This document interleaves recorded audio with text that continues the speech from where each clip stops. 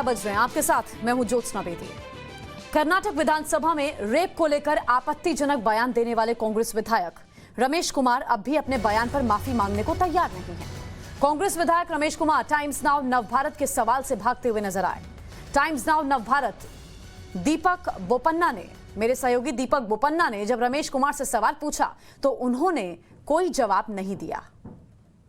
Mic को पीछे छोड़ते हुए आगे बढ़ गए। सवाल जब मेरे सहयोगी दीपक कर रहे थे रमेश कुमार से तो उनसे जवाब देते नहीं बना, क्योंकि उन्हें पता है उन्होंने जो बात की है सदन के भीतर, हाउस के भीतर, वो आपत्तिजनक है, बेशर्मी भरी बात है। इससे पहले भी रेप पीड़िता से अपनी तुलना कर चुके हैं, तब तो वो विधानसभा के स्पीकर थे। अब कांग्रेस पार्टी के वरिष्ठ नेता, किसान के मुद्दे पर इन्होंने समय मांगा था विधानसभा स्पीकर से, अध्यक्ष से, और अध्यक्ष ने कहा कि जिस तरह चल रहा है वैसे ही चलने दीजिए, आनंद लीजिए। तो इनका पलट करके जो रिएक्शन था वो इनका रिएक्शन ये था कि एक कहावत है कि रेप को अगर हम ना रोक पाएं तो लेट जाएं और आनंद लें, ये तो इसी तरह है। जिसके बाद विधानसभा स्पीकर भी ठहाके लगाने लगे, वो भी हंसने लगे, मुस्कुराने लगे, और इनके आसपास हाउस में जितने नेता मौजूद थे सब हंसने लगे। किसी को शर्म नहीं आई हंसते हुए, और किसी को इनका बयान, इनकी बात बुरी नहीं लगी। अब जब इनसे सवाल पूछा जा रहा है तो ये सवाल से भाग रहे हैं। Mr. Ramesh Kumar, please come in, sir. Sir, you made a statement yesterday. Do you apologize, sir? Do you apologize for the statement that you made? Do you apologize, sir? Will you apologize for the statement that you made, Mr. Ramesh Kumar? The women in India are demanding an apology. Do you apologize for the statement that you...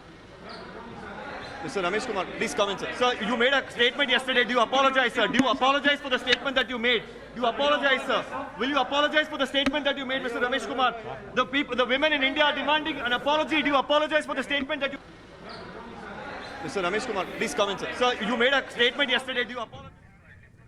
तो देश की महिलाएं आपसे माफी की मांग कर रही हैं। क्या आप माफी मांगेंगे? ये सवाल मेरे सहयोगी दीपक बोपन्ना पूछते रहे, लेकिन रमेश कुमार के मुख से एक शब्द नहीं निकला।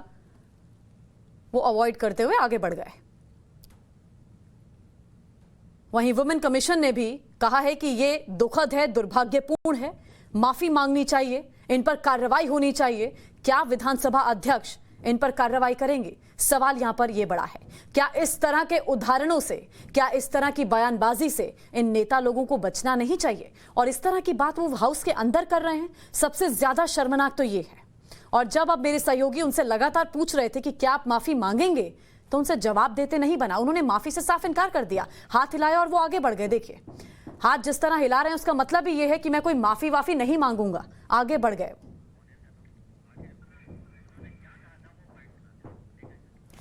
आपको बता दें कि कर्नाटक के पूर्व स्पीकर और कांग्रेस विधायक रमेश कुमार ने विधानसभा में बेहद अभद्र बयान दिया था, असंवेदनशीलता की हद पार कर दी थी। आपत्तिजनक बयान पर रमेश कुमार को किसी ने नहीं टोका, सब हंसने लग गए। उन्होंने कहा क्या था, हाउस में सुनिए। There is a saying, when rape is vegetable, lie down and enjoy it. But that's exactly the position into which you are. There is a saying, when rape is vegetable, lie down and enjoy it.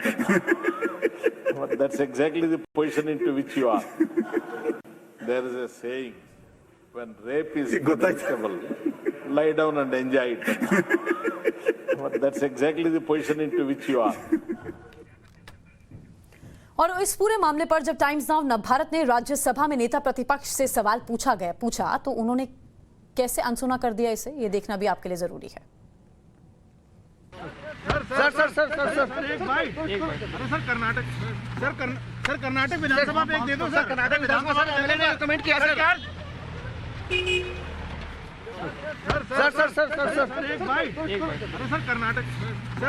Sir Karnataka विधानसभा में एक दे दो sir. Karnataka विधानसभा में MLA ने comment किया सरकार।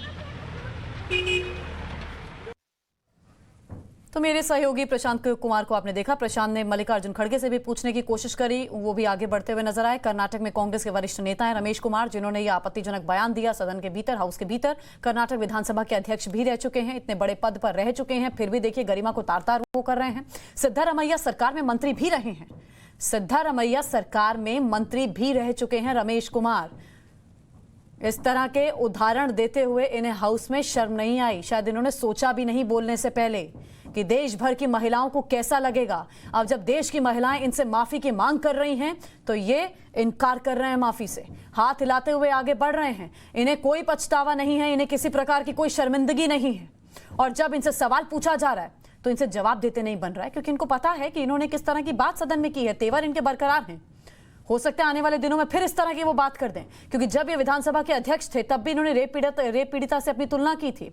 और अब फिर देखिए, कहा अगर रेप को रोक नहीं सकते तो फिर लेट जाएं, आनंद लें। ये तो इसी तरह है, ये एक कहावत है। इस कहावत के बारे में दरअसल विधानसभा अध्यक्ष को बता रहे थे। उदाहरण और भी दिए जा सकते थे, लेकिन देखिए शर्मनाक बात करते हैं सदन के भीतर, और बाहर जब उनसे सवाल पूछा जाता है तो उनसे जवाब देते नहीं बनता है। और जब इनकी पार्टी के वरिष्ठ नेता मल्लिकार्जुन खड़गे से बात की जाती है, सवाल वो सुनते हैं गाड़ी के शीशे को नीचे करके, लेकिन जब सवाल रमेश कुमार से जुड़ा जाता है तो उनसे भी जवाब देता नहीं बनता। शीशा ऊपर और गाड़ी आगे निकल जाती है। बहरहाल कांग्रेस पार्टी के नेता इस तरह की बयानबाजी बार बार क्यों कर रहे हैं, ये अपने आप में बड़ा सवाल है। क्या इस तरह के उदाहरणों से बचा नहीं जा सकता, ये दूसरा बड़ा सवाल है। और अब देखिए, महिलाएं देश की मांग कर रही हैं कि आप माफी मांगे, तो आप माफी नहीं मांग रहे हैं, आपके तेवर बरकरार हैं। वो कह रहे हैं मैंने तो कुछ गलत ही नहीं किया, अगर आपको गलत लगता है तो आप लोग फ्री हैं। मीडिया पर्सन को कह रहे थे कुछ भी करने के लिए, कुछ भी चलाने के लिए आप फ्री हैं, अगर आपको गलत लगता है तो। और इन्हीं की पार्टी की नेता प्रियंका गांधी कहती हैं लड़की हूं, लड़ सकती हूं। यहाँ तक कि कैंडिडेट्स के तौर पर 40% महिलाओं के लिए जगह छोड़ी है कांग्रेस पार्टी ने उत्तर प्रदेश के विधानसभा चुनावों के लिए। और महिलाओं को लेकर क्या बयान दे रहे हैं इनके खुद के नेता, ये आप देखिए। चलिए अब आपको विधानसभा में कार्यवाही के उस वक्त का पूरा हिस्सा दिखाते हैं जब रमेश कुमार ने ऐसे अभद्र बयान दिया। ಅದಕ್ಕೆ ಅನಿಸಿದೆ ಈಗ ನಾನು ರಮೇಶ್ ಕುಮಾರ್ ಅವರು ನನಗೇನು ಅನಿಸ್ಬಿಟ್ಟಿದೆ ಅಂದ್ರೆ ಈಗ let us enjoy the situation ಅಂತ ಇದನ್ನ ಕಂಟ್ರೋಲ್ ಮಾಡಿ ಇದನ್ನ ನಿಯಂತ್ರಣದಲ್ಲಿಟ್ಟು ಇದನ್ನ ಒಂದು ವ್ಯವಸ್ಥಿತವಾಗಿ ತೆಗೆದುಕೊಂಡು ಹೋಗೋ ಪ್ರಯತ್ನ ಬಿಟ್ಟು ಈಗ ಮಾತಾಡ್ರಪ್ಪ ಅಂತ ಹೇಳ್ಬಿಡೋದು ಈಗ ಆ ಸ್ಥಿತಿಗೆ ಬಂದು ಮುಟ್ಟಿದ್ರೆ ಉಳಿದ ಬಿಸ್ನೆಸ್ ಆಗ್ತಾ ಇಲ್ಲ ಅಂತ ಅನ್ನೋದಷ್ಟೇ ನಂದು. There is a saying, when rape is acceptable, lie down and enjoy it. That's exactly the position into which you are. Ramesh Kumar कुछ भी सफाई दें, लेकिन ऐसे शर्मनाक बयान पर सवाल तो उठेंगे ही कि क्या विधानसभा में ऐसे उदाहरण देना सही है, क्या ऐसे एग्जाम्पल्स पर हंसना सही है। निर्भया कांड की बरसी पर असंवेदनशील बयान, उदाहरण के तौर पर भी ऐसी बात कैसे कोई कह सकता है।